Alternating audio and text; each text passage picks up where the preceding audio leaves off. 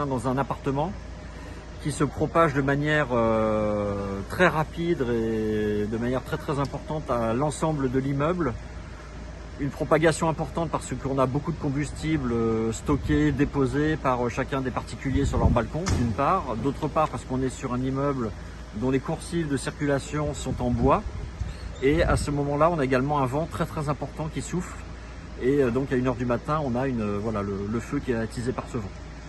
On a environ 300 personnes évacuées, sinistrées, que ce soit dans l'immeuble proprement dit, dont l'évacuation a été quand même assez rapide compte tenu de la situation à la fois catastrophique et l'heure qui était très critique.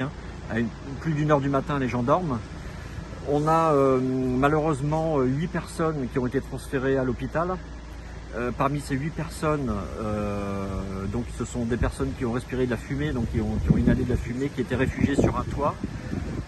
Les pompiers ont procédé à 13 sauvetages avérés de personnes directement menacées et on a une centaine d'appartements sinistrés qu'il va falloir que là on reconnaisse les uns après les autres. Donc c'est une opération pour nous de très grande envergure qui va faire appel à des équipes on va dire pluridisciplinaires avec des techniques spécifiques d'investigation. On a des doutes sur des personnes qui seraient disparues, mais il faut que l'on vérifie entre les informations qu'on a eues au cours de la phase ascendante du sinistre où il y avait beaucoup de personnes, beaucoup d'informations.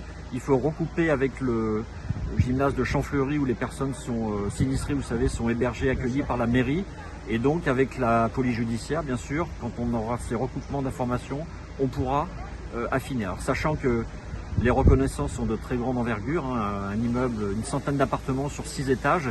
Donc on va reconnaître les appartements les uns après les autres. Et au fur et à mesure, on tiendra un bilan qui pour l'instant est évidemment provisoire.